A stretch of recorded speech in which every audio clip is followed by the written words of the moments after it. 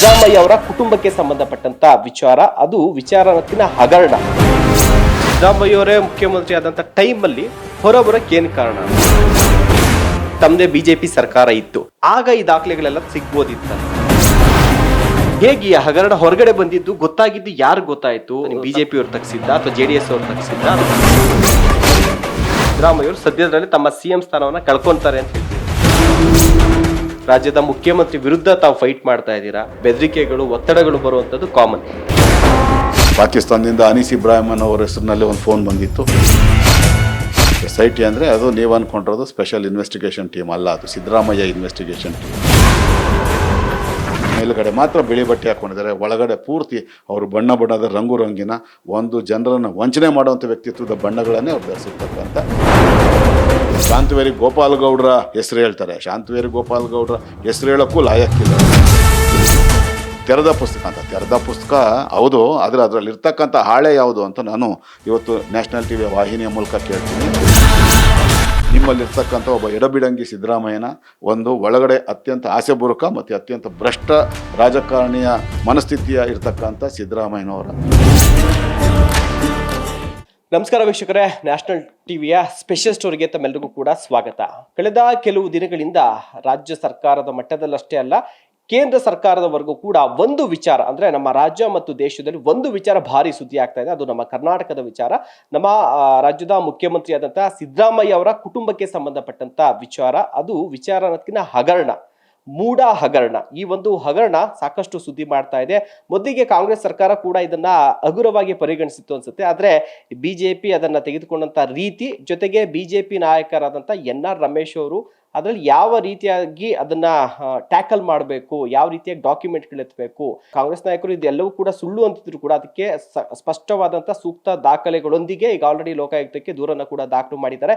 ಇವಾಗ ED ವರೆಗೂ ಕೂಡ ಅದು ಸದ್ದನ್ನ ಮಾಡ್ತಾ ಇದೆ. ಸೊ ಕೇಂದ್ರ ಸರ್ಕಾರ ಕೂಡ ಈ ವಿಚಾರದಲ್ಲಿ ಎಂಟ್ರಿ ಆಗುವಂತ ಎಲ್ಲಾ ಸಾಧ್ಯತೆಗಳು ಕೂಡ ಇದೆ.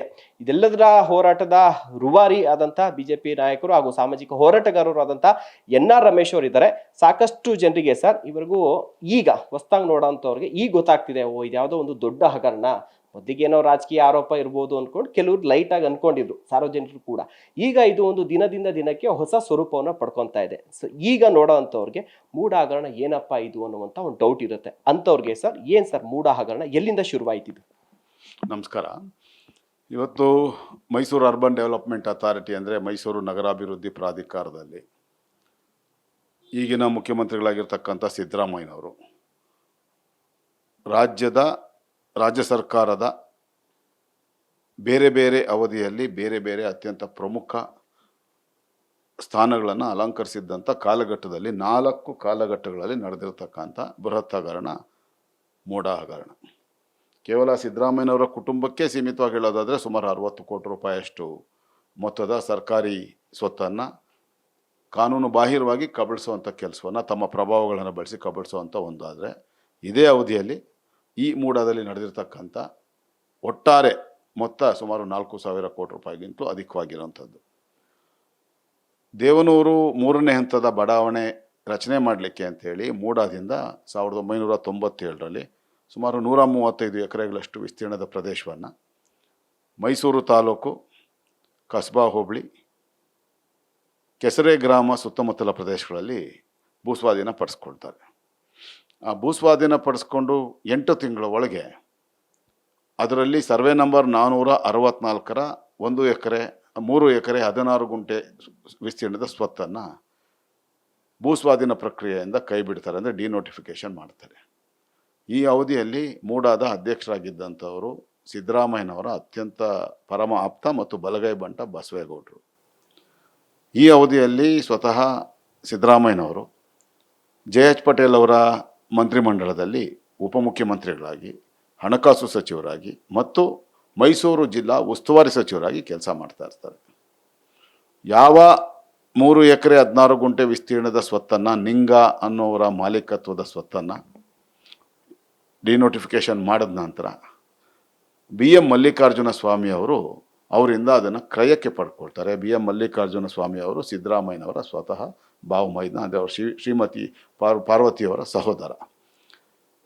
ಅದಾದ ನಂತರ 2004-05ರಲ್ಲಿ ಈ ಸದರಿ ಅದಕ್ಕೆ ಮುಂಚಿತವಾಗಿ ಮಲ್ಲಿಕಾರ್ಜುನ ಸ್ವಾಮಿಯವರು ಅರ್ಶನ ಕುಂಕುಮಕ್ಕೆ ಅಂತೇಳಿ ಆ ಸ್ವತ್ತನ್ನು 3 ಎಕರೆ 16 ಗುಂಟೆ ಸ್ವತ್ತನ್ನು ಶ್ರೀಮತಿ BM ಪಾರ್ವತಿ ಅವರಿಗೆ, ಅಂದರೆ ಸಿದ್ದರಾಮಯ್ಯನವರ ಧರ್ಮಪತ್ನಿಯವರ ಹೆಸರಿಗೆ ದಾನಪತ್ರದ ಮೂಲಕ ಕೊಡ್ತಾರೆ.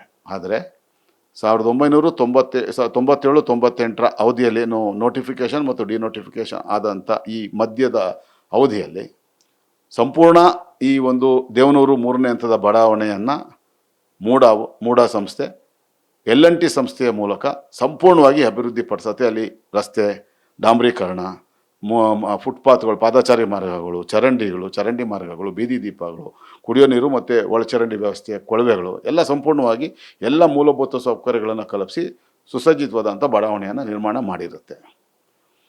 ಇಷ್ಟರಲ್ಲಿ 2004-05ರಲ್ಲಿ ಅತ್ಯಂತ ಅನುಮಾನಾಸ್ಪದವಾಗಿ ಈ ಒಂದು ಸ್ವತ್ತನ್ನು 3 ಎಕರೆ 16 ಗುಂಟೆ ಸ್ವತ್ತನ್ನು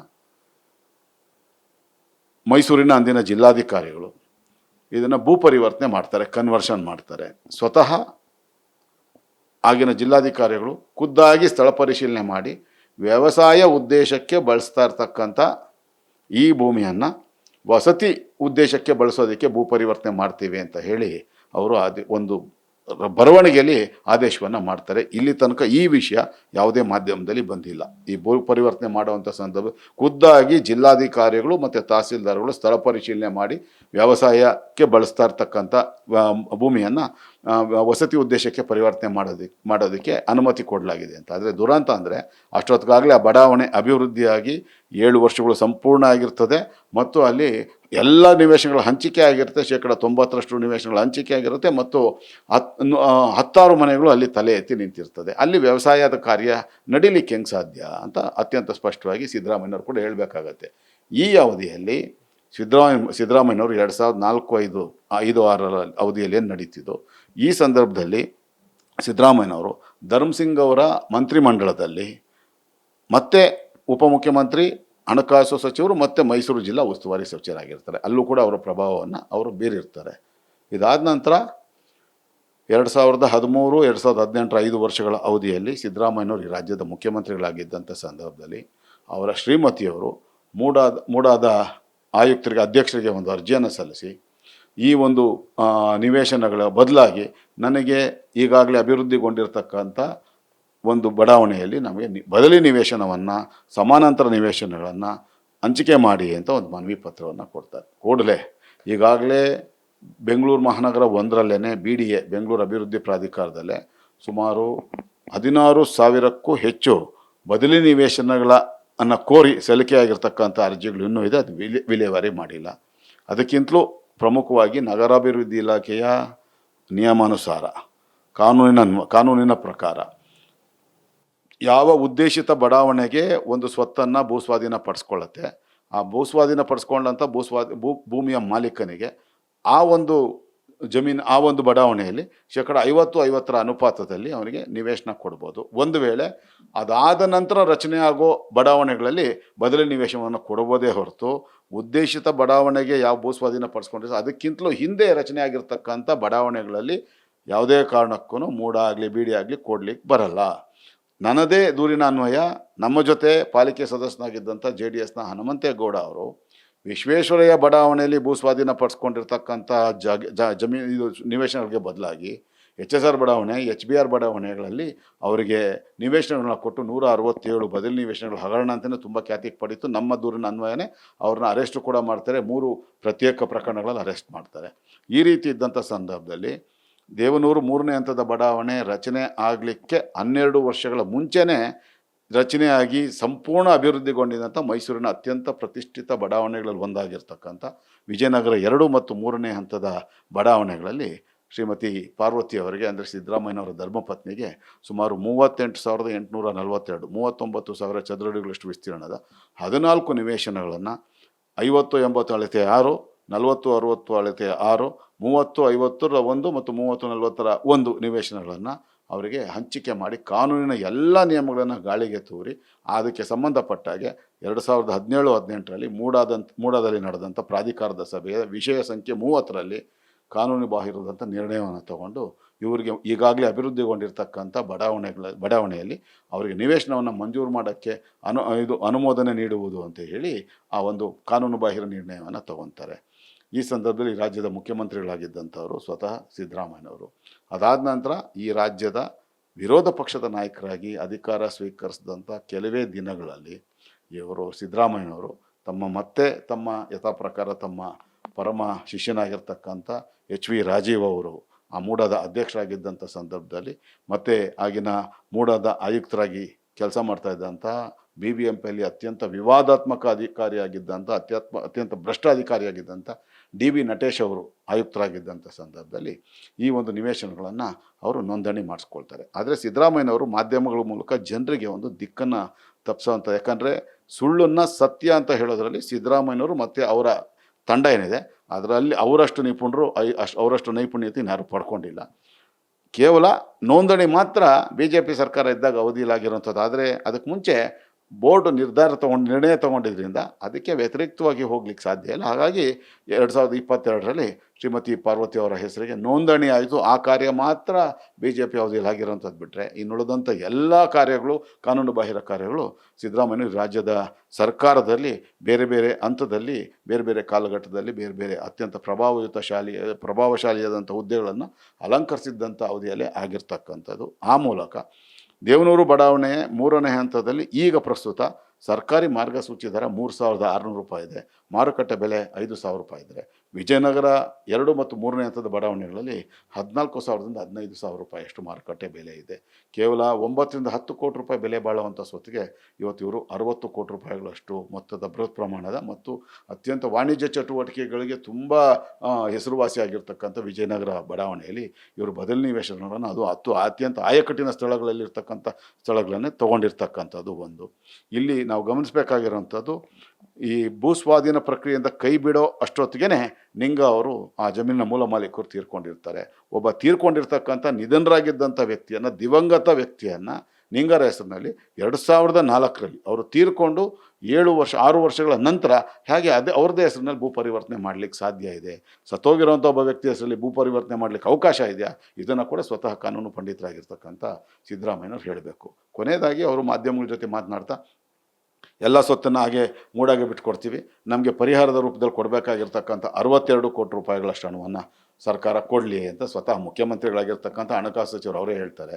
ಕೇವಲ 3 ಎಕರೆ 16 ಗುಂಟೆ ವಿಸ್ತೀರ್ಣದ ಸ್ವತ್ತಿಗೆ ನೀವು 62 ಕೋಟಿ ರೂಪಾಯಿ ಹೇಳೋದಾದರೆ ಚದರಡಿ 3,600 ರೂಪಾಯಿ ಅಷ್ಟಿರುವಂಥ ಒಂದು ಇದರಲ್ಲಿ ನೀವು ಇವತ್ತು ಬೆಂಗಳೂರು ಮಹಾನಗರದಲ್ಲಿ ಅತ್ಯಂತ ಆಯಕಟ್ಟಿನ ಸ್ಥಳ, ಬೆಂಗಳೂರು ಮಹಾನಗರದ ಹೃದಯ ಭಾಗ, ಬೆಂಗಳೂರು ಮಹಾನಗರದ ಅತ್ಯಂತ ಶ್ರೀಮಂತ ಬಡಾವಣೆಗಳಲ್ಲಿ ಒಂದಾಗಿರ್ತಕ್ಕಂಥ ಸದಾಶಿವನಗರ ಬಡಾವಣೆಗೆ ಹೊಂದಿಕೊಂಡಿರ್ತಕ್ಕಂಥ ಅರಮನೆ ಮೈದಾನಕ್ಕೆ ಸಂಬಂಧಪಟ್ಟಾಗೆ ಬಳ್ಳಾರಿ ರಸ್ತೆ ಅಗಲೀಕರಣ ಕಾರ್ಯಕ್ಕೆ ಏನು BBMP 15 ಎಕರೆಗಳಷ್ಟು ಬೃಹತ್ ಪ್ರಮಾಣದ ಸ್ವತ್ತನ್ನು ಭೂಸ್ವಾಧೀನ ಮಾಡಿಕೊಂಡಿದೆ. 1 ಎಕರೆಗೆ 43,560 ಸ್ಕ್ವೇರ್ ಫೀಟ್ ಏನು ಬರುತ್ತೆ, ಆವಾಗ 15 ಎಕರೆಗಳಿಗೆ ಎಷ್ಟಾಗುತ್ತೆ? ಅದಕ್ಕೆ ನೀವು ಕೇವಲ 15 ಎಕರೆಗಳಷ್ಟು 29,600 ರೂಪಾಯಿ ಮಾರ್ಗಸೂಚಿ ದರ ಇರ್ತಕ್ಕಂಥ, ಮಾರುಕಟ್ಟೆ ಬೆಲೆ 60,000 ರೂಪಾಯಿಗೂ ಹೆಚ್ಚು ಇರ್ತಕ್ಕಂಥ ಆ ಒಂದು ಸ್ವತ್ತಿಗೆ ಕೇವಲ 1 ಕೋಟಿ ರೂಪಾಯಿ ಕೊಡ್ತೀರಾ ಅಂತಂದರೆ ಇಡೀ ಕರ್ನಾಟಕ ರಾಜ್ಯಕ್ಕೆ, ವಿಶೇಷವಾಗಿ ಹಳೆ ಮೈಸೂರು ಪ್ರಾಂತ್ಯಗಳಿಗೆ ಯಾರೂ ಮಾಡೋಕ್ಕಾಗದಿರೋಷ್ಟು ಸೇವೆ ಮಾಡಿದಂಥ ಮೈಸೂರು ಮಹಾರಾಜರ ಆ ಒಂದು ಕುಟುಂಬಕ್ಕೆ ನೀವು ಕೇವಲ 1 ಕೋಟಿ ರೂಪಾಯಿ 15 ಎಕರೆಗಳಷ್ಟು ತಲಾ ಚದರಡಿಗೆ 29,000 ರೂಪಾಯಿಗಿಂತಲೂ ಅಧಿಕವಾಗಿರ್ತಕ್ಕಂಥ ಮಾರ್ಗಸೂಚಿ ದರ ಮತ್ತು 60,000 ರೂಪಾಯಿಯಷ್ಟು ಮಾರುಕಟ್ಟೆ ದರ ಇರ್ತಕ್ಕಂಥ ಜಮೀನಿಗೆ ಕೇವಲ 1 ಕೋಟಿ ಕೊಡ್ತೀರಾ? ನೀವು 5,000 ರೂಪಾಯಿಯಷ್ಟು ಮಾರುಕಟ್ಟೆ ದರ ಇರ್ತಕ್ಕಂಥ 3,600 ರೂಪಾಯಿ ಚದರಡಿಗಿರ್ತಕ್ಕಂಥ ಮಾರ್ಗಸೂಚಿ ದರ ಇರ್ತಕ್ಕಂಥ ಸ್ವತ್ತಿಗೆ ನೀವು 62 ಕೋಟಿ ರೂಪಾಯಿ ಕೇಳ್ತೀರಂದರೆ ನಿಮ್ಮಲ್ಲಿರ್ತಕ್ಕಂಥ ಒಬ್ಬ ಎಡಬಿಡಂಗಿ ಸಿದ್ದರಾಮಯ್ಯನ ಒಂದು ಒಳಗಡೆ ಅತ್ಯಂತ ಆಸೆಬುರುಕ ಮತ್ತು ಅತ್ಯಂತ ಭ್ರಷ್ಟ ರಾಜಕಾರಣಿಯ ಮನಸ್ಥಿತಿಯ ಇರ್ತಕ್ಕಂಥ ಸಿದ್ದರಾಮಯ್ಯನವರ ಯಾವ ರೀತಿ ಅವರು ಭ್ರಷ್ಟ ಆಡಳಿತವನ್ನು ಕೊಟ್ಟಿದ್ದಾರೆ, ಎಷ್ಟು ಪ್ರಮಾಣದಲ್ಲಿ ಭ್ರಷ್ಟರು ಅಂತ ಹೇಳಿ ಅವರು ಹೇಳುವಂಥದ್ದು ನಮ್ಮ ಗಮನಕ್ಕೆ ಬರ್ತದೆ. ಜನರು ಏನು ಮೂರ್ಖರಲ್ಲ, ಇವತ್ತೆಲ್ಲ ತಿಳುವಳಿಕೆ ತುಂಬ ಇರೋವಂಥವ್ರು. ಕೊನೆಯದಾಗಿ ನಿನ್ನೆ ದಿವಸ ಅವರು ಪತ್ರಿಕೆಗಳಲ್ಲಿ ಮಾಧ್ಯಮದಲ್ಲಿ ಮಾತಾಡ್ತಾ ಹೇಳ್ತಾರೆ, ಸ್ವಚ್ಛವಾದಂಥ ರಾಜಕಾರಣ ಮಾಡಿದಂಥ, ನಿಷ್ಕಳಂಕ ರಾಜಕಾರಣ ಮಾಡುವಂಥ ತೆರೆದ ಪುಸ್ತಕ ಅಂತ. ತೆರೆದ ಪುಸ್ತಕ ಹೌದು, ಆದರೆ ಅದರಲ್ಲಿರ್ತಕ್ಕಂಥ ಹಾಳೆ ಯಾವುದು ಅಂತ ನಾನು ಇವತ್ತು ನ್ಯಾಷನಲ್ ಟಿವಿಯ ವಾಹಿನಿಯ ಮೂಲಕ ಕೇಳ್ತೀನಿ. ನಿಮ್ಮ ಹಾಳೆ ತೆರೆದ ಬಿಳಿ ಹಾಳೆ ಥರ ಸಾರ್ವಜನಿಕರು ಕಾಣುತ್ತೆ. ಆಗುತ್ತೆ. ಆದರೆ ಅದು ಇನ್ವಿನ್ಸಿಬಲ್ ಶೀಟ್ ಅನ್ನೋದು ನಮಗೆ ಗೊತ್ತಿದೆ ಅಂತಂದರೆ ಅದರಲ್ಲಿ ಯಾವುದೇ ಇನ್ವಿನ್ಸಿಬಲ್ ಅಂದರೆ ಮ್ಯಾಜಿಕಲ್ ಶೀಟ್ ಅಂತ ಇರುತ್ತೆ. ಇವತ್ತು ಮಕ್ಕಳು ಉಪಯೋಗಿಸ್ತಾರೆ. ಅದರಲ್ಲಿ ಬರೆದಿರ್ತಕ್ಕಂಥ ಅಕ್ಷರಗಳು ದೀಪದ ಬೆಳಕಿಗಿಟ್ಟರೆ, ಮೇಣದ ಬತ್ತಿಯ ಬೆಳಕಿಗಿಟ್ಟರೆ ಮಾತ್ರ ಕಾಣಿಸ್ತದೆ ಹೊರತು ಇನ್ನು ಮಿಕ್ಕಿದವ್ರು ಯಾರೇನು ನೋಡೋರು ಅದು ಬಿಳಿ ಹಳೆ ಅಂತ ಕಾಣುತ್ತೆ. ಆ ರೀತಿ ಕೂಡ ನಿಮ್ಮ ನಿಜವಾದ ವ್ಯಕ್ತಿತ್ವನ ನಮ್ಮಂಥ ಹೋರಾಟಗಾರರು ಬೆಳಕಿಗೆ ತೋರಿಸಿದ ನಂತರನೇ ನಿಮ್ಮ ವ್ಯಕ್ತಿತ್ವ ಎಂಥದ್ದು, ನೀವೆಂಥ ಪರಮಭ್ರಷ್ಟ, ಈ ರಾಜ್ಯ ಕಂಡಿರ್ತಕ್ಕಂಥ ಅತ್ಯಂತ ಪರಮಭ್ರಷ್ಟ ಮುಖ್ಯಮಂತ್ರಿ ಯಾರಾದರೂ ಇದ್ದರೆ ಅದು ಮೊದಲನೇ ಸ್ಥಾನ ಯಾವತ್ತು ಸಿದ್ದರಾಮಯ್ಯಂದೇ ಅನ್ನೋ ನಿಮ್ಮ ನಿಜವಾದಂಥ ಇತಿಹಾಸ ಜನರಿಗೆ ಗೊತ್ತಾಗೋಂಥದ್ದು. ಹಾಗಾಗಿ ಈ ಥರ ಹಾಸ್ಯಾಸ್ಪದ ಹೇಳಿಕೆಗಳನ್ನು ಕೊಡೋದು ಬಿಟ್ಬಿಟ್ಟು ನಿಮ್ಮ ಅವಧಿಯಲ್ಲಿ ಆಗಿರ್ತಕ್ಕಂಥ 124 ಹಗರಣಗಳೇನಿದೆ, ದಾಖಲೆಗಳು ಸಹಿತ ನಿಮಗೆ 1,77,000 ಪುಟಗಳಷ್ಟು ದಾಖಲೆಗಳನ್ನು ನಿಮ್ಮ ಕಚೇರಿಗೆ ಪ್ರತಿಯೊಂದು ಹಗರಣಕ್ಕೆ ಸಂಬಂಧಪಟ್ಟಾಗೆ ಆಯಾ ಅವಧಿಯಲ್ಲೇ ಕೊಟ್ಟು ನಿಮ್ಗೆ ಅಕ್ನಾಲೇಜ್ಮೆಂಟ್ ತೊಗೊಂಡ್ಬಂದಿದ್ದೀವಿ. ಮತ್ತು ನಿಮ್ಮ ವಿರುದ್ಧ 73 ಪ್ರಕರಣಗಳನ್ನು ಲೋಕಾಯುಕ್ತದಲ್ಲಿ, 19 ಪ್ರಕರಣಗಳನ್ನ ACMM ನ್ಯಾಯಾಲಯದಲ್ಲಿ, ಭೂ ಕಬಳಿಕೆ ನ್ಯಾಯಾಲಯದಲ್ಲಿ 2 ಪ್ರಕರಣಗಳನ್ನ, ಮತ್ತು EDಯಲ್ಲಿ 4 ಪ್ರಕರಣಗಳನ್ನು, CBIನಲ್ಲಿ 3 ಪ್ರಕರಣಗಳನ್ನು ಏನು ದಾಖಲು ಮಾಡಿದ್ದೇವೆ. ಅದಕ್ಕೆ ಸಂಬಂಧಪಟ್ಟಾಗೆ ನೀವು ಉತ್ತರ ಕೊಡಬೇಕಾಗತ್ತೆ. ನಿಮ್ಮ ಅಧಿಕಾರವನ್ನು ದುರುಪಯೋಗ ಪಡಿಸ್ಕೊಂಡು ನೀವೇನು 19 ಪ್ರಕರಣಗಳಲ್ಲಿ ಬಿ ರಿಪೋರ್ಟನ್ನು ಹಾಕ್ಸ್ಕೊಂಡಿದ್ರಿ. ಅದರಲ್ಲಿ ಒಂದು ಪ್ರಕರಣಕ್ಕೆ ಸಂಬಂಧಪಟ್ಟಾಗ ಈಗಾಗಲೇ ಜನಪ್ರತಿನಿಧಿ ನ್ಯಾಯಾಲಯ ನಿಮಗೆ ಚೀಮಾರಿ ಹಾಕಿ ಆ ಬಿ ರಿಪೋರ್ಟನ್ನು ರದ್ದು ಮಾಡಿದೆ. ಇನ್ನುಳಿದಂಥ 18 ಬಿ ರಿಪೋರ್ಟ್ಗಳಿಗೆ ಸಂಬಂಧಪಟ್ಟಾಗಿ ನಾವು ಉಚ್ಚ ನ್ಯಾಯಾಲಯದಲ್ಲಿ ಕಾನೂನು ಹೋರಾಟವನ್ನು ಮಾಡ್ತಾಯಿದ್ದೀವಿ. ಅಷ್ಟರ ಮಟ್ಟಿಗೆ ವಿಶೇಷವಾಗಿ ಮೂಡೋದು ಅಂತ ಹೇಳೋದಕ್ಕೆ ಸಂಬಂಧಪಟ್ಟಾಗೆ ಈ ಮುಖ್ಯಮಂತ್ರಿ ಸ್ಥಾನವನ್ನು, ಉಪಮುಖ್ಯಮಂತ್ರಿ ಸ್ಥಾನವನ್ನು, ಹಣಕಾಸು ಸಚಿವ ಸ್ಥಾನವನ್ನು ಮತ್ತು ಮೈಸೂರು ಜಿಲ್ಲಾ ಉಸ್ತುವಾರಿ ಸಚಿವ ಸ್ಥಾನವನ್ನು ಅತ್ಯಂತ ಪರಿಣಾಮಕಾರಿಯಾಗಿ ತಮಗೆ ಹೇಗೆ ಬೇಕೋ ಹಾಗೆ ಅದನ್ನು ಬದಲಿಸ್ಕೊಳ್ಳೋದ್ರಲ್ಲಿ ಅವರು ಯಶಸ್ವಿಯಾಗಿ ದೊಡ್ಡ ಮಟ್ಟದ ಒಂದು ಭೂ ಕಬಳಿಕೆ ಪ್ರಕರಣದಲ್ಲಿ ಅವರು ಸಿಕ್ಕಾಕ್ಕೊಂಡಿದ್ದಾರೆ, ಭೂ ಹಗರಣದಲ್ಲಿ ಸಿಕ್ಕಾಕ್ಕೊಂಡಿದ್ದಾರೆ. ಹಾಗಾಗಿ ನಾವು ಲೋಕಾಯುಕ್ತರಿಗೆ ದಾಖಲೆಗಳ ಸಹಿತ ಸುಮಾರು 383 ಪುಟಗಳ ದಾಖಲೆಗಳ ಸಹಿತ ಈಗಾಗಲೇ ದೂರನ್ನು ಕೊಟ್ಟಿದ್ದೀವಿ. 15 ದಿನಗಳ ಕಾಲಾವಕಾಶ ನಂತರ ಸುಮಾರು 5ನೇ ತಾರೀಕು 6ನೇ ತಾರೀಕು ಇದಕ್ಕೆ ಸಂಬಂಧಪಟ್ಟಾಗೆ ನಾವು CBIನಲ್ಲಿ ಕೂಡ ದೂರನ್ನು ದಾಖಲು ಮಾಡ್ತೀವಿ. ಹಾಗೆ ಜನಪ್ರತಿನಿಧಿ ನ್ಯಾಯಾಲಯದಲ್ಲಿ ಕೂಡ 10ನೇ ತಾರೀಕು ನಮ್ಮ ವಕೀಲರ ಮೂಲಕ ನಾನು ಪ್ರಕರಣವನ್ನು ದಾಖಲು ಮಾಡ್ತಾ ಇದ್ದೀನಿ. ಸರ್, ಇದು ಇಷ್ಟು ವರ್ಷಗಳ ಬಳಿಕ ಅದು ಸಿದ್ದರಾಮಯ್ಯವರೇ ಮುಖ್ಯಮಂತ್ರಿ ಆದಂಥ ಟೈಮಲ್ಲಿ ಹೊರಬರೋಕ್ಕೆ ಏನು ಕಾರಣ ಅನ್ನೋದು ಈಗ ಸಹಜವಾಗಿ ಒಂದು ಪ್ರಶ್ನೆ. ಈ ಹಿಂದೆ ತಮ್ಮದೇ BJP ಸರ್ಕಾರ ಇತ್ತು, ಆಗ ಈ ದಾಖಲೆಗಳೆಲ್ಲ ಸಿಗ್ಬೋದಿತ್ತಲ್ವಾ? ಯಾಕೆ ತಡ ಆಯಿತು ಅನ್ನುವಂಥದ್ದು ಸರ್. ಅಥವಾ ಈ ದಾಖಲೆಗಳು ಹೇಗೆ ಹಗರಣ ಹೊರಗಡೆ ಬಂದಿದ್ದು ಗೊತ್ತಾಗಿದ್ದು ಯಾರಿಗೆ ಗೊತ್ತಾಯ್ತು?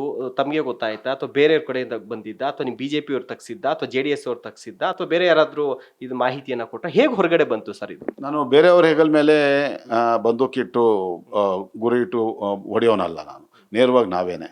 ಅದು ಕೆಲವೊಂದು ವಿಷಯಗಳು ಯಾಕಂದರೆ ರಾಜ್ಯದಲ್ಲಿ ನಿತ್ಯ ನಿರಂತರವಾಗಿ ನೂರಾರು ಪ್ರಕರಣಗಳು ನಡೀತಾ ಇರತ್ತೆ. ಅದು ನಮ್ಮ ಗಮನಕ್ಕೆ ಬರೋದು ಯಾವಾಗ ಬರುತ್ತೆ ಅವಾಗ ತೊಗೊಳ್ತೀವಿ. ಉದಾಹರಣೆಗೆ ಬನ್ನೇಘಟ್ಟ ರಸ್ತೆಯಲ್ಲಿ ಬೇಗೂರು ವಾರ್ಡ್ನಲ್ಲಿರ್ತಕ್ಕಂಥ DLF ಎಸ್ಟೇಟ್ ರೈಟ್ಸು, ಅಲ್ಲಿ 38 ಎಕರೆಗಿಂತಲೂ ಅಧಿಕವಾದಂಥ ಮೀಸಲು ಅರಣ್ಯ ಸ್ವತ್ತನ್ನು DLF ಸಂಸ್ಥೆ ಒತ್ತುವರಿ ಮಾಡಿಕೊಂಡಿದ್ದು ಸಂಪೂರ್ಣವಾಗಿ. ಅದು ನಮಗೆ ಬೆಳಕಿಗೆ ಬರೋಷ್ಟು 6-7 ವರ್ಷಗಳಾಗೋಯ್ತು. ಅದರ ದಾಖಲೆಗಳನ್ನ ಪಡ್ಕೊಳ್ಳೋಕ್ಕೆ ಒಂದು 6-7 ತಿಂಗಳಾಯಿತು. ಆ ನಂತರವೂ ಅಷ್ಟೇ ನಾವು ದೂರನ್ನು ದಾಖಲು ಮಾಡಿದ್ವಿ. ಅದರ ಅನುಸಾರವಾಗಿ ಇವತ್ತು ಕಾಂಗ್ರೆಸ್ ಪಕ್ಷದ ಅಧಿನಾಯಕಿ ಶ್ರೀಮತಿ ಸೋನಿಯಾ ಅವರ ಮುದ್ದಿನ ಹಳೆಯ ರಾಬರ್ಟ್ ವಾದ್ರಾ ವಿರುದ್ಧ EDಯಲ್ಲಿ FIR ದಾಖಲಾಗಿರ್ತಕ್ಕಂಥದ್ದು. ಆ ರೀತಿ ತಕ್ಷಣಕ್ಕೆ ನಮ್ಮ ಗಮನಕ್ಕೆ ಬರಲ್ಲ. ನಡೀತಾ ಇದ್ದಷ್ಟು ಬೇರೆ ಬೇರೆ ನಮಗೆ ವಿಷಯ ತಿಳಿದು ಬಂದಾಗ ನಾವು ಮಾಡ್ಬೋದು ಹೊರತು ಪ್ರತಿಯೊಂದು ವಿಷಯಗಳನ್ನು ತಿಳ್ಕೊಳ್ಳೋಕ್ಕೆ ರಾಜ್ಯದ ಸರ್ಕಾರದ 71 ಇಲಾಖೆಗಳಲ್ಲಿ 31 ಜಿಲ್ಲಾ ಕೇಂದ್ರಗಳಲ್ಲಿ ಏನೇನು ನಡೀತಾ ಇರತ್ತೆ ಅಷ್ಟೆಲ್ಲ ಮಾಹಿತಿಯನ್ನು ನಾವು ಸಂಗ್ರಹ ಮಾಡಲಿಕ್ಕೆ ತಕ್ಷಣ ಬರಲಿಕ್ಕೆ ನಾವೇನು ಬೃಹಸ್ಪತಿಗಳು ಅಲ್ಲ. ಯಾರಾದರೂ ಈಗ ನಡೆದಿದೆ ಅಂತ ನಮ್ಮ ವಿಷಯಕ್ಕೆ ತಂದಾಗ ಅದರ ತಕ್ಷಣ ಅದಕ್ಕೆ ದಾಖಲೆಗಳನ್ನು RTI ಅಡಿಯಲ್ಲಿ ನಾವು ಮನವಿ ತೊಗೊಂಡು ಆ ನಂತರ ನಾವು ಪ್ರಕರಣ ದಾಖಲಿಸುವಂಥ ಕೆಲಸವನ್ನು ನಾವು ಮಾಡ್ತಾ ಇದ್ದೀವಿ. ಹಾಗೆ ಆದ್ರೂ ಯಾವತ್ತೇ ಆದ್ರೂ ಪ್ರಕರಣ ಕಳ್ಳ ಯಾವತ್ತಿದ್ರೂ ಸಿಕ್ಕಾಕೊಳ್ಳೇಬೇಕು. ಅವನು ಎಷ್ಟೇ ಹುಷಾರಾಗಿ ಚಾಕಚಕ್ಯತೆಯಿಂದ ಕಳ್ತನ ಮಾಡಿದ್ರು ಒಂದಲ್ಲ ಒಂದು ದಿನ ಸಿಕ್ಕಾಕೋಬೇಕು ಅನ್ನತ್ತೆ. ಕೆಲವೊಂದು ಪ್ರಕರಣಗಳಲ್ಲಿ 10 ದಿನದಲ್ಲೇ ಸಿಕ್ಕಾಕೊಳ್ತಾರೆ, 1 ದಿನದಲ್ಲೇ ಸಿಕ್ಕಾಕೊಳ್ಳುತ್ತೆ. ಕೆಲವೊಂದು ಪ್ರಕರಣಗಳು 7-8 ವರ್ಷಗಳಂತ ಸಿಕ್ಕಾಕೊಳ್ತಾರೆ. ಹಾಗಾಗಿ ತಡ ಆದರೂ ಕೂಡ ಈ ಭೂ ಹಗರಣ, ಸಿದ್ದರಾಮಯ್ಯನವ್ರ ಕುಟುಂಬ ಭಾಗಿಯಾಗಿರ್ತಕ್ಕಂಥ ಈ ದೊಡ್ಡ ಭೂ ಹಗರಣ ಬೆಳಕಿಗೆ ಬಂದಿದೆ. ದಾಖಲೆಗಳು ಸಹಿತ ಪ್ರಕರಣ ದಾಖಲು ಮಾಡಿದ್ದೀವಿ. ಸರ್, ಇದು ದೊಡ್ಡ ಮಟ್ಟಕ್ಕೆ ಹೋಗ್ತಾ ಇದೆ ಸರ್. ಈಗ CBIಗೆ ಅಂತ ಹೇಳಿದ್ರಿ. ಸೊ ಯಾವ್ಯಾವ ಇಲಾಖೆಗಳು ಮುಂದಿನ ದಿನಗಳಲ್ಲಿ ಇದಿನ್ನು ಮತ್ತಷ್ಟು ಸೀರಿಯಸ್ ಆದರೆ ಯಾವ್ಯಾವ ಇಲಾಖೆಗಳು ಈ ವಿಚಾರದೊಳಗಡೆ ತನಿಖೆನ ಜವಾಬ್ದಾರಿ ಹೊತ್ಕೊಬೋದು ಸರ್?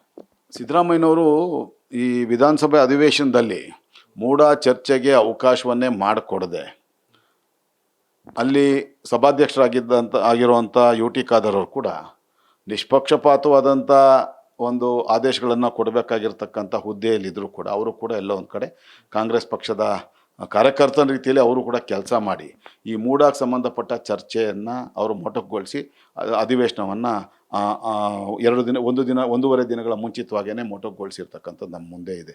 ಆದರೆ ವಿಚಲಿತರಾಗಿರ್ತಕ್ಕಂಥದ್ದಂತೂ ಸತ್ಯ. ನಿಮಗೆ ಗೊತ್ತಿರತ್ತೆ, ಅವ್ರು ಆಡ್ತಾ ಇರ್ತಕ್ಕಂಥ ಭಾಷೆ ಎಲ್ಲ ನೀವು ನೋಡ್ಬೋದು. ವಾಲ್ಮೀಕಿ ಅಭಿವೃದ್ಧಿ ನಿಗಮದ್ದಿರ್ಬೋದು, ಇದು ಮಾಧ್ಯಮಗಳ ಮೇಲೆ ಅವರು ಹರಿಯಾಯ್ದಿರ್ತಕ್ಕಂಥದ್ದು ನಾವು ನೋಡಿದ್ವಿ. ಏಕವಚನದಲ್ಲಿ ಹರಿಯಾಯ್ದಿರ್ತಕ್ಕಂಥದ್ದು ಅಲ್ಲೆಲ್ಲೋ ನೋಡಿದ್ರೆ ಅವರೆಲ್ಲ ಒಂದು ಕಡೆ ಮಾನಸಿಕವಾಗಿ ಜರ್ಜರಿತರಾಗಿದ್ದಾರೆ.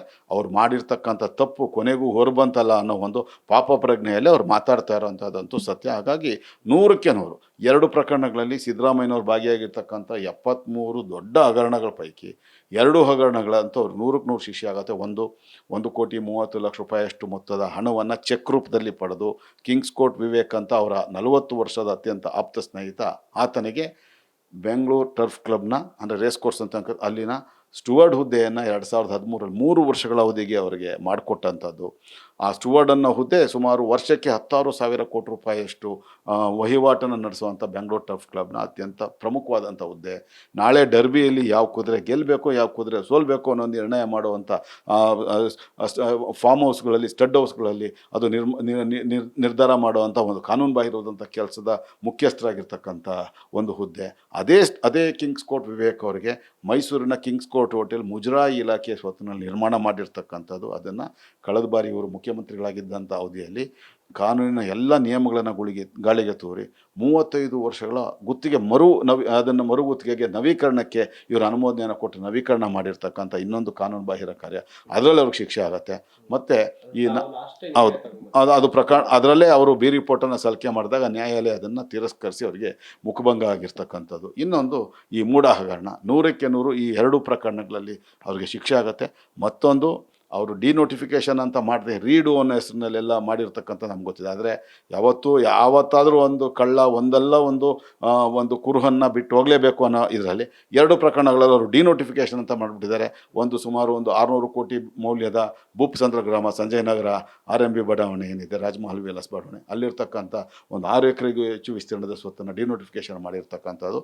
ಹಾಗೆ ಜಯನಗರ 1ನೇ ಬಡಾವಣೆಯಲ್ಲಿರ್ತಕ್ಕಂಥ ಸಿದ್ದಾಪುರ ಬಡಾವಣೆಯಲ್ಲಿ ಉದ್ಯಾನವನಕ್ಕೆ ಅಂತ ಮೀಸಲಾಗಿಟ್ಟಿದ್ದಂಥ 3.5 ಎಕರೆಗಳಷ್ಟು ವಿಸ್ತೀರ್ಣದ 400 ಕೋಟಿ ಮೌಲ್ಯದ ಸ್ವತ್ತನ್ನು ಡಿನೋಟಿಫಿಕೇಷನ್ ಮಾಡಿರ್ತಕ್ಕಂಥದ್ದು.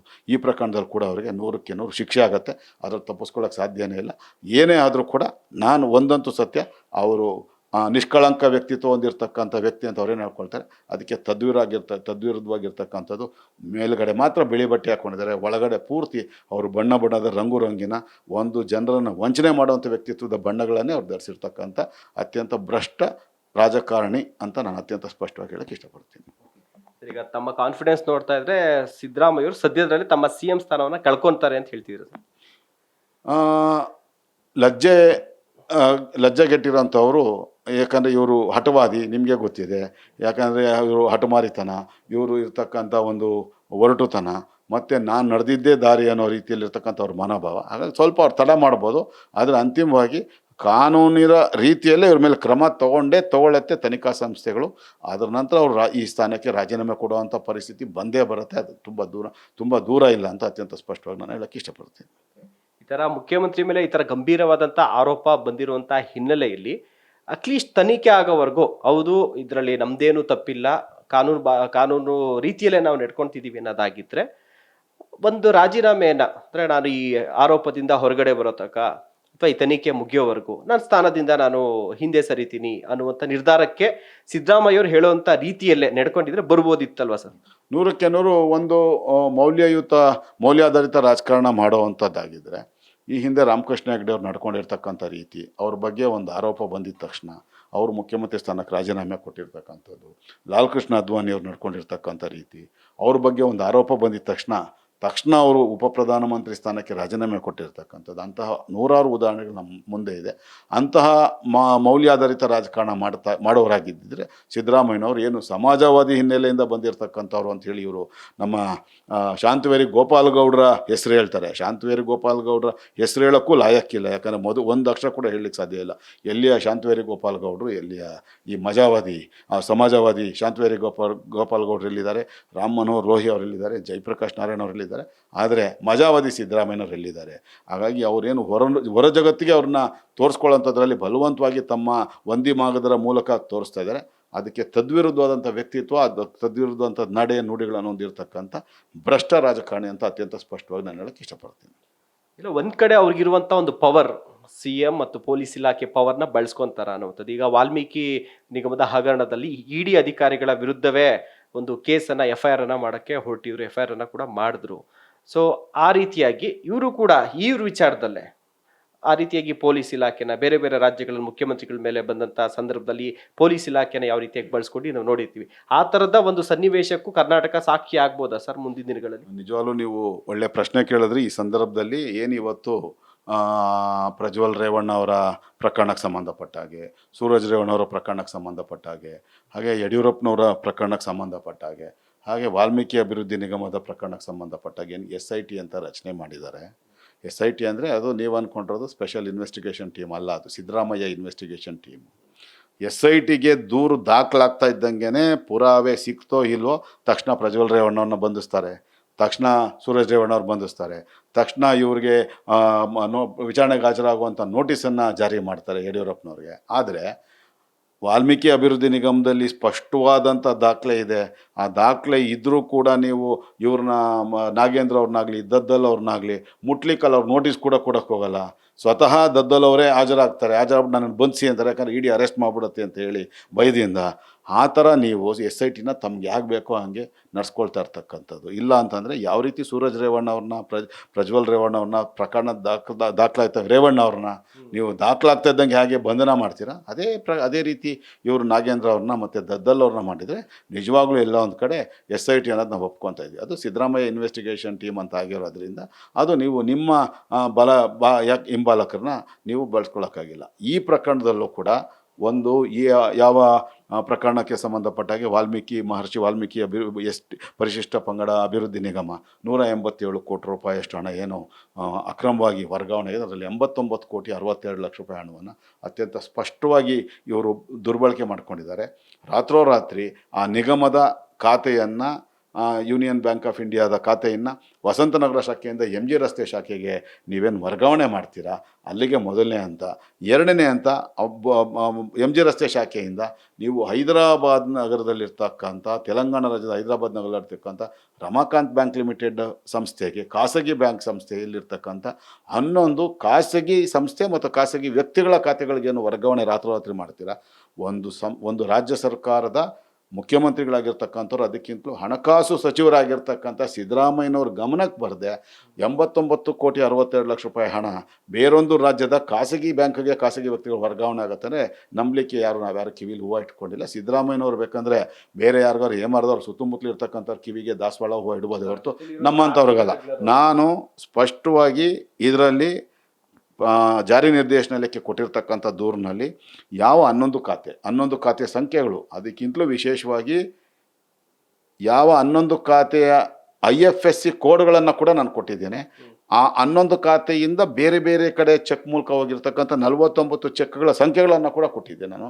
ಇದು ಈ ವಿಷಯ ಹೇಳಬಾರ್ದಿತ್ತು, ಆದರೆ ಇವತ್ತು ಹೇಳ್ತಾ ಇದ್ದೀನಿ ನಾನು. ಯಾಕಂದರೆ ತನಿಖಾ ಅಂತ ಪೂರ್ಣಗೊಳ್ಳೋ ತನಕ ಈ ರೀತಿಯ ಪೂರ್ಣ ಪ್ರಮಾಣದ ದಾಖಲೆಗಳನ್ನು ಅಲ್ಲಿ ಕೊಟ್ಟಿರೋದ್ರಿಂದನೇ ಇವತ್ತು ನನ್ನ ದೂರನ್ನು ಆಧರಿಸಿ ಇವತ್ತು ನಾಗೇಂದ್ರ ಅವ್ರನ್ನ ಬಂಧಿಸಿರುವಂಥದ್ದು. ಹಾಗೆ ದದ್ದಲ್ ಅವ್ರು ಕೂಡ ಆಗ್ತಾರೆ. ಈ ಪ್ರಕರಣದಲ್ಲಿ ಕೂಡ ಅಂತಿಮವಾಗಿ 5-6 ಜನ IAS ಅಧಿಕಾರಿಗಳು ಮತ್ತು ಸ್ವತಃ ಹಣಕಾಸು ಸಚಿವರಾಗಿರ್ತಕ್ಕಂಥ ಸಿದ್ದರಾಮಯ್ಯನವರು ಕೂಡ ಇದರಲ್ಲಿ 100ಕ್ಕೆ 100 ಬಂಧನ ಆಗೋದ್ರಲ್ಲಿ ಯಾವುದೇ ಸಂಶಯ ಇಲ್ಲ. ಅತ್ಯಂತ ಸ್ಪಷ್ಟವಾಗಿ ನಾನು ಹೇಳೋಕ್ಕೆ ಇಷ್ಟಪಡ್ತೀನಿ. ಇದನ್ನೆಲ್ಲ ಮನಗಂಡೆ ಸಿದ್ದರಾಮಯ್ಯನವರು ಇದರಿಂದ ವಿಚಲಿತರಾಗಿ ಒಬ್ಬ ಭ್ರಷ್ಟ 3-4 ಬಾರಿ ಲೋಕಾಯುಕ್ತ ಮತ್ತು ACB ದಾಳಿಯಲ್ಲಿ ಬಂಧನಕ್ಕೊಳಗಾಗಿ 16 ಕೋಟಿ ರೂಪಾಯಿಯಷ್ಟು ಇದನ್ನು ಬೇನಾಮಿ ಆಸ್ತಿಯನ್ನು ಮಾಡ್ಕೊಂಡಿರ್ತಕ್ಕಂಥ ಒಬ್ಬ ವ್ಯಕ್ತಿಯ ಮೂಲಕ ನೀವು ದೂರನ್ನು ಏನು ಕೊಡಿಸಿದ್ದೀರಾ, ಆ ಅದನ್ನು ಕೊಡಿಸಿರ್ತಕ್ಕಂಥದ್ದು ನೀವೇ ಅನ್ನೋದು ಕೂಡ ಜಗಜ್ಜಾಹೀರಾಗಿರ್ತಕ್ಕಂಥದ್ದು. ನೀವು ಎಲ್ಲೋ ಒಂದು ಕಡೆ ED ಅಧಿಕಾರಿಗಳನ್ನ ಬೆದರಿಸುವಂಥ ತಂತ್ರ ಮಾಡಿದರೆ, ಬೆದರುವಂಥ ಕೆಲಸ ಇವತ್ತಿನ ಭಾರತ ಸರ್ಕಾರದಲ್ಲಿ ಯಾರೂ ಇಲ್ಲ, ಮಾಡೋದು ಇಲ್ಲ. ಯಾರೋ ನೀವು ನಿಮ್ಮ ಅಧಿಕಾರಿಗಳನ್ನ ಮಾಡ್ಕೋಬೋದು, ನಿಮ್ಮ ಕೈ ಕೆಳಗಿರೋರನ್ನ ಹೊರತು ಬೇರೆ ED ಅಧಿಕಾರಿಗಳನ್ನಾಗಲಿ CBI ಅಧಿಕಾರಿಗಳನ್ನಾಗಲಿ ಇನ್ನೊಂದು ಅಧಿಕಾರಿಗಳನ್ನ ಮಾಡಲಿಕ್ಕೆ ಸಾಧ್ಯ ಇಲ್ಲ. ಕೊನೆಗೆ ಅಂತಿಮವಾಗಿ ಇದರ ಫಲವನ್ನು ನೀವು ಅನುಭವಿಸಿರ ನಿಮ್ಮ ಮೂಗಿನ ನೇರಕ್ಕೆ ನಿಮ್ಮ ಅನುಮತಿಯ ಮೇರೆಗೆ ನಿಮ್ಮ ಒಪ್ಪಿಗೆ ಪಡೆದೇ ಈ ಹಣ ಅಕ್ರಮವಾಗಿ ವರ್ಗಾವಣೆ ಆಗಿರೋದಂತೂ ಅತ್ಯಂತ ಸ್ಪಷ್ಟ ಅಂತ ದಾಖಲೆಗಳು ಹೇಳುತ್ತೆ. ಆ ದಾಖಲೆಗಳನುಸಾರ ನಿಮಗೆ ಶಿಕ್ಷೆ ಆಗೇ ಆಗುತ್ತೆ ಅಂತ ಹೇಳಿ ಸಿದ್ದರಾಮಯ್ಯನಿಗೆ ಅತ್ಯಂತ ಸ್ಪಷ್ಟವಾಗಿ ಹೇಳೋಕ್ಕೆ ಇಷ್ಟಪಡ್ತೀನಿ. ಸರ್, NR ರಮೇಶ್ ಅವ್ರಿಗೆ ಈ ರೀತಿಯಾಗಿ ಹಗರಣಗಳನ್ನ ಬೆಳಕಿಗೆ ತರುವಂಥದ್ದು, ಸವಾಲುಗಳನ್ನ ಹಾಕುವಂಥದ್ದು ಇದೆಲ್ಲ ಕಾಮನ್. ಅದೇ ತರ ತಮಗೆ ಬೆದರಿಕೆಗಳು ಒತ್ತಡಗಳು ಬರುವಂಥದ್ದು ಕಾಮನ್. ಇದು ತುಂಬಾ ಹೈ ಪ್ರೊಫೈಲ್ ಕೇಸು. ರಾಜ್ಯದ ಮುಖ್ಯಮಂತ್ರಿ ವಿರುದ್ಧ ತಾವು ಫೈಟ್ ಮಾಡ್ತಾ ಇದ್ದೀರಾ.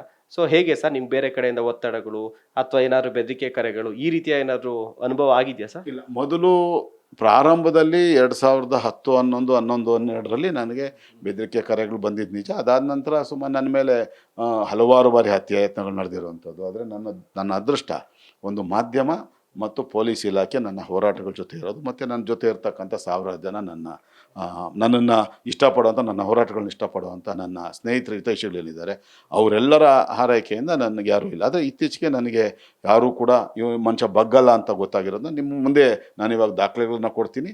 ನೀವು ಕೂಡ ಸ್ಟಿಂಗ್ ಆಪ್ರೇಷನ್ ಮಾಡಿ ನೀವು ಅದನ್ನು ಇದು ಮಾಡ್ಕೋಬೋದು, ಮನವರಿಕೆ ಮಾಡ್ಕೋಬೋದು.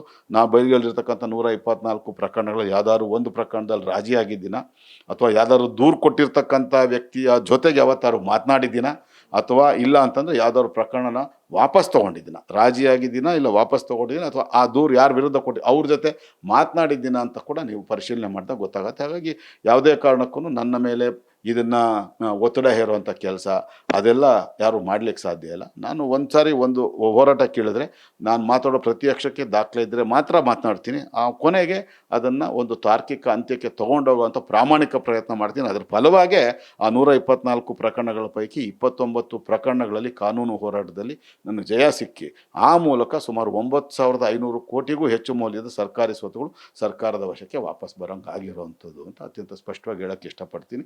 ಪಾಕಿಸ್ತಾನದಿಂದ ಅನೀಸ್ ಇಬ್ರಾಹಿಮನ್ ಅವರ ಹೆಸರಿನಲ್ಲಿ ಒಂದು ಫೋನ್ ಬಂದಿತ್ತು. ಅಡ್ವರ್ಟೈಸ್ಮೆಂಟ್ ಮಾಫಿಯಾ ವಿರುದ್ಧವಾಗಿ ನಾನು ಮಾತಾಡಿದಂಥ ಸಂದರ್ಭದಲ್ಲಿ ಅದಕ್ಕೆ ಸಂಬಂಧಪಟ್ಟ ಸಾರ್ವಜನಿಕ ಹಿತಾಸಕ್ತಿ ಮೊಕದ್ದಮೆ ದಾಖಲು ಮಾಡಿದಂಥ ಸಂದರ್ಭ ಬಂದಿತ್ತು.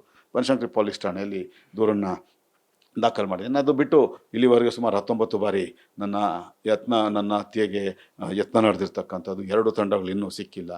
NIA ಹ್ಯಾಂಡಲ್ ಮಾಡ್ತಾ ಇದೆ ಅದನ್ನು ಅಂತ ನನಗೆ ತಿಳಿದು ಬಂದಿರುವಂಥದ್ದು. 2 ತಂಡಗಳು. ಮಿಕ್ಕಿದೆಲ್ಲ ತಂಡಗಳನ್ನು ಅಲೋಕ್ ಕುಮಾರ್, ಸೋನಿಯಾ ನಾರಂಗು, ಲೋಕೇಶ್, SK ಉಮೇಶ್ ಅಂತ ಪ್ರಾಮಾಣಿಕ ಅಧಿಕಾರಿಗಳು ಆ ತಂಡಗಳ ಪ್ರಯತ್ನಗಳನ್ನು ವಿಫಲಗೊಳಿಸಿದ್ದಾರೆ ಅಂತ ಅತ್ಯಂತ ಸ್ಪಷ್ಟವಾಗಿ ನಾನು ಹೇಳೋಕ್ಕೆ ಇಷ್ಟಪಡ್ತೀನಿ. ಸರ್, ನಿಮ್ಮ ಒಂದು ಪ್ರಾಮಾಣಿಕ ಹೋರಾಟ ಹೀಗೆ ಮುಂದುವರಿಲಿ, ನಿಮ್ಮ ಹೋರಾಟಕ್ಕೆ ಜಯ ಸಿಗ್ಲಿ, ಹಾಗೆ ರಾಜ್ಯದ ಜನತೆಗೂ ಕೂಡ ಒಂದು ನ್ಯಾಯ ಸಿಗ್ಲಿ ಅಂತ ಕೇಳ್ಕೊಂತೇವೆ sir. Thank you so much sir. ನಮಸ್ಕಾರ.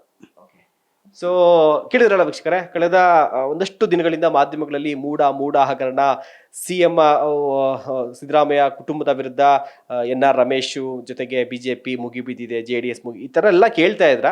ಇವಾಗ ನಿಮ್ಗೊಂದು ಓವರಾಲ್ ಈ ಒಂದು ಕಂಟೆಂಟ್ ನೋಡಿದಾಗ ನಿಮಗೆ NR ರಮೇಶ್ ಅವರು ಎಲ್ಲಿಂದ ಶುರುವಾಯಿತು, ಹೇಗೆ ಶುರುವಾಯಿತು, ಮುಂದೆ ಯಾವ ಹಂತಕ್ಕೆ ಹೋಗುತ್ತೆ, ಸಿದ್ದರಾಮಯ್ಯ ಅವರು ಖಂಡಿತವಾಗ್ಲೂ ಈ ಒಂದು ಪ್ರಕರಣದಲ್ಲಿ ತಮ್ಮ ಸ್ಥಾನವನ್ನ CM ಸ್ಥಾನವನ್ನ ಕಳ್ಕೊಂತಾರೆ ಅನ್ನುವಂಥ ಒಂದು ಭರವಸೆಯನ್ನ ಕೂಡ ವ್ಯಕ್ತಪಡಿಸಿದ್ದಾರೆ. ಆ ಹೋರಾಟವನ್ನ ಕೂಡ ಮುಂದುವರಿಸ್ತೀವಿ. ಜೊತೆಗೆ ನಮ್ಮ ಹೋರಾಟದಲ್ಲಿ ಎಷ್ಟೋ ಬೆದರಿಕೆ ಕರೆಗಳು ಬಂದಿರಬಹುದು, ಆದರೆ ಏನೇ ಬಂದರೂ ಕೂಡ ಇದನ್ನ ತಾರ್ಕಿಕ ಅಂತ್ಯದವರೆಗೂ ಕೂಡ ತೆಗೆದುಕೊಂಡು ಹೋಗ್ತೀನಿ. ನಾನು ಮಾತಾಡುವಂಥ ಪ್ರತಿಯೊಂದು ಪದಕ್ಕೂ ಕೂಡ ಒಂದು ದಾಖಲೆಗಳಿರ್ತವೆ. ಆ ದಾಖಲೆಗಳ ಸಮೇತವೇ ನಾನು ಮಾತಾಡುವಂಥದ್ದು. ಈಗ ಆಲ್ರೆಡಿ ಆ ದಾಖಲೆಗಳನ್ನ ಕೂಡ ಕೊಟ್ಟಿದ್ದಾರೆ. ಮುಂದೆ ಈಗ ಈ ಒಂದು ಪ್ರಕರಣ ಏನಿದೆ ಇದನ್ನ ಈಗ ED ಮತ್ತು CBI ಕೊಡೋದಕ್ಕೂ ಕೂಡ ಎಲ್ಲ ತಯಾರಿಗಳು, ಎಲ್ಲ ದಾಖಲೆಗಳನ್ನ ಸಿದ್ಧತೆಯನ್ನ ಮಾಡ್ಕೊಂಡಿದ್ದಾರೆ. ಸೊ ಇದು ಪ್ರಾಮಾಣಿಕವಾಗಿ ತನಿಖೆ ಆಗ್ಲಿ. ನಿಜವಾಗ್ಲೂ ಕೂಡ ರಾಜ್ಯದ ಮುಖ್ಯಮಂತ್ರಿಗಳು ಈ ಒಂದು ಪ್ರಕರಣದಲ್ಲಿ ಭಾಗಿಯಾಗಿದ್ರೆ ಅವ್ರಿಗೆ ಯಾವ ಶಿಕ್ಷೆ ಆಗಬೇಕು ಆ ಶಿಕ್ಷೆ ಆಗ್ಲಿ, ಅಥವಾ ಅವ್ರು ಹೇಳೋಂಥ ರೀತಿಯಲ್ಲಿ ಇಲ್ಲ ನಮ್ದು ನ್ಯಾಯಯುತವಾಗಿ ನಾವು ತೆಗೆದುಕೊಂಡಿದ್ವಿ ಅನ್ನೋದಿದ್ರೆ ಅದನ್ನ ಕಾನೂನು ನಿರ್ಧಾರ ಮಾಡುತ್ತೆ ಅಂತ ಹೇಳ್ತಾ ನಿಮ್ಗೆ ಸಂಪೂರ್ಣವಾಗಿ ಈ ಮೂಡ ಹಗರಣದ ಮಾಹಿತಿ ಸಿಕ್ಕಿದೆ. NR ರಮೇಶ್ ಸರ್ ಕೊಟ್ಟಿದ್ದಾರೆ ಅಂತ ಭಾವಿಸ್ತಾ ಕಾರ್ಯಕ್ರಮ ಮುಗಿಸ್ತಾ ಇದ್ದೀನಿ. ಕ್ಯಾಮ್ರಾ ಪರ್ಸನ್ ವೆಂಕಟೇಶ್ ಜೊತೆಗೆ ಶಿವಪ್ರಸಾದ್, ನ್ಯಾಷನಲ್ TV, ಬೆಂಗಳೂರು.